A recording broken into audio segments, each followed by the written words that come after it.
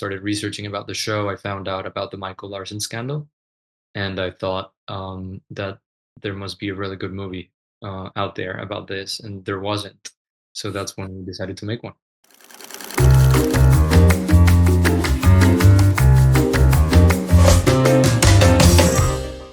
Hello, everyone. Bilal Azim here from Popcorn and Soda, and I'm very excited today to be joined by a very special guest. He is the director of the film The Luckiest Man in America, which depicts the true story of Michael Larsen, a contestant on the 80s game show Press Your Luck, who won a record payout for the show. Very excited to be joined by Samir Oliveros. Samir, how are you doing today, brother? I'm good. I'm good. How are you? I'm doing great. Thank you so much. Number one, I want to congratulate you on the upcoming release of The Luckiest Man in America. I did have a chance to watch the movie and I thoroughly enjoyed it. It's such like a refreshing, compact story. Now, how are you feeling now that the movie's going to be out to the masses? Excited and ready. Ready. I really cannot wait to see how it lands on people. Now, from when you started to where we are today, how long has this journey been? We started writing in the pandemic, so approximately 4 years. Yeah. Almost half a decade, and we're finally having the movie out, which is just amazing because I know this is going to resonate with audiences so much because it's such a unique story. The character of this Michael Larson guy, this ice cream truck driver who comes on this game show and just starts winning nonstop. Like, do you recall, Samir, the first time you actually came across the story? Yeah. Yeah, actually. I was looking for the next thing, and I like to frequent thrift shops and Goodwills and to look for film negatives and old photos and tapes of people and families because there's really good inspiration for characters in there. And I found this VHS tape that had a recording of Pressure Luck. And I watched it, and I had never seen it before. And then when I started researching about the show, I found out about the Michael Larsen scandal, and I thought that there must be a really good movie out there about this, and there wasn't. So that's when we decided to make one. Well, myself personally, I had no idea about anything about this real life event. I looked into it after I watched the movie, and then when you go back and watch some of those clips, it's just kind of crazy how you're able to capture that moment in time just so excellently well done. Now, as a director of the film, what's the approach that you decided to take when you're trying to recreate this certain era that has its own identity, the fashion, the vibes, and the actual game show set? Do you try to mimic every little detail from the actual event, or do you kind of create a contemporary look of that from today's lens? I think it's a combination of both. So we knew that because we were going to dramatize some things from the event, we had to be faithful with everything else that people knew.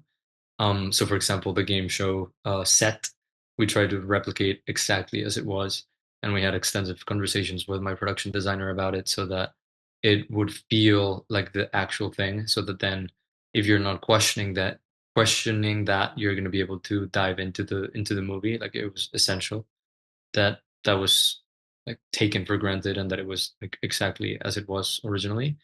And then wardrobe was also a lot of research. We wanted that to be exactly like then.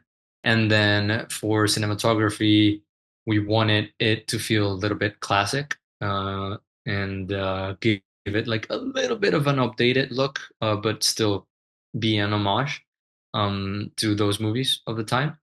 So yeah, those were the conversations that we were having with Pablo. We were able to find a three tube camera from 1983, which were the ones used for the taping. So we had an operating one that actually worked, and we used that one to be able to create the look for the other two for the actual taping part of the movie. And then that one informed a lot of the color saturation of the movie for the cinema camera. Right on. Now, one thing that I really enjoyed about the movie Samir is that it's very lean and to the point. Like it kind of zips right through. And I think that's the charm of this movie. So you guys could have taken this movie many different routes. So what ultimately decided that, let's focus on this finite event here and kind of base the movie specifically around that moment? Because we initially had an epic biopic a la Catch Me If You Can, And then we realized that when we started focusing it on the game show part of it, the script started to become really entertaining and fast paced. And it became a page turner. And we were like, okay, there's a boiling pot version of this movie in here, if we keep it to one location, that is also going to allow us to structure it in a way in which we're going to be able to keep this guy a mystery, and then just slowly reveal information about him as the movie progresses. And we fell in love with that idea, and that's why it ended up being that version. I've always liked movies that have pacing, like Uncut Gems, recently, and things that really keep you on the edge of your seat. So that's when we thought it would be a great opportunity to try that. No, like the story works so well to me because of the cast, right? It's got that comedy at its core, but it has so much heart underneath all that. And Paul Walter Hauser is such an enigma. He brings so many different layers to this character of Michael. So why was Paul just perfect for this role? Because he can do the best of both worlds. He can do comedy and he can do drama. And that's what we were looking for. We wanted somebody that had roots in comedy, but that then could actually pull off the dramatic beats. And I knew him from Richard Jewell, and then when I saw him in Blackbird, which was just when we were going to start casting, I thought he would be the perfect Michael. And then he disappeared into the role, which was amazing. Now, another actor that I'm just a massive fan of is Walton Goggins. And he's one of those actors that he steals every movie that he's in. He plays the game show host Peter so charmingly well. And when crafting the identity of this character, what were some of the things the two of you discussed to capture that slick, witty host? Honestly, it was a lot of watching the original Peter, and we just spoke about that irreverence that Peter had, because he would always befriend the contestants in a single sentence, and then he seduced the audience with one joke, and he was able to ping pong between contestants and audience in such a smooth way.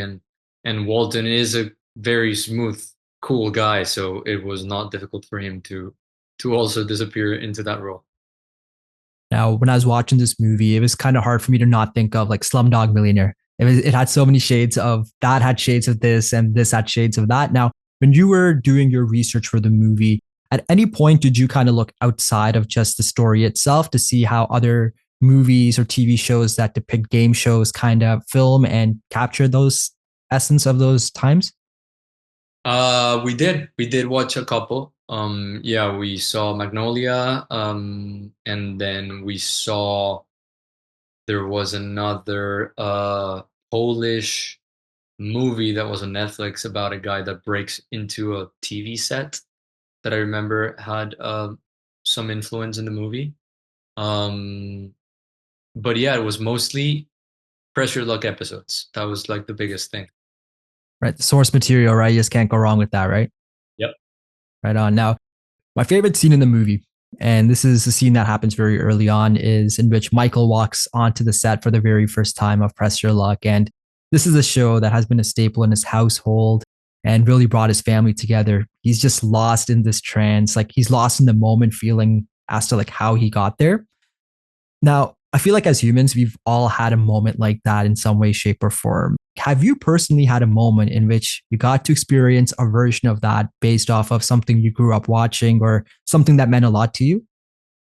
Yeah, it was exactly the same thing. When I first walked into the set, after it had been finished and the DP and gaffer had finished lighting it, I walked in and I realized, oh shit, I'm gonna make a movie.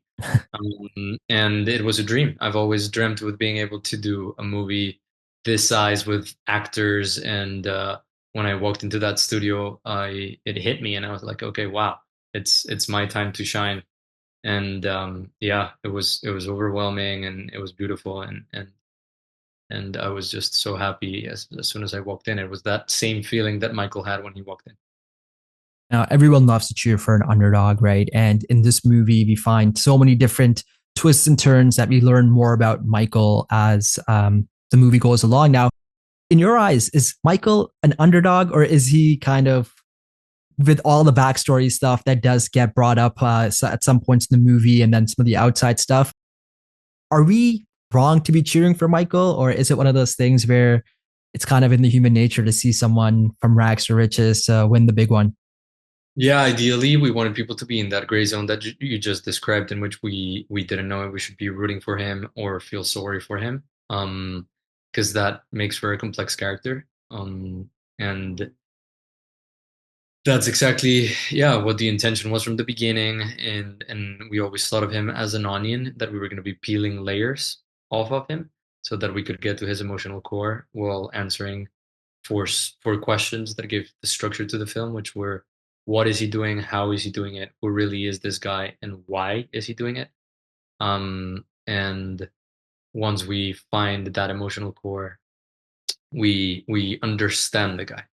So once, like, yeah, even if you don't like him, when you understand him, you relate. And yeah, I guess he's an underdog because he won and defeated some system. Right. Um, but I find that inspiring, and I found that what he did was just exploit a loophole, and just in search of accomplishing his dream. So yeah, um, I find the guy an inspiration, and I like that it will spark that debate. And now, as you wrap up, Samir, my final question is this: if you could appear on any game show and confidently feel that you could win the whole thing, which one would it be and why? I think I could win Survivor. I really like physical tests, and I think I could also yeah, like manipulate my way into staying. So yeah, definitely Survivor. I also love the being in a beach and becoming a beach person. So yeah, I think that would be the one. Almost sounds like a vacation, eh? Beach, manipulating, boom, winning that final tribal council. Love it, love it. Samir, Exactly. once again, man, congrats on the film. I had a great time with it. I know audiences will as well. Truly wish you all the best in your upcoming projects, and I really appreciate your time today. Thank you so much, Salah.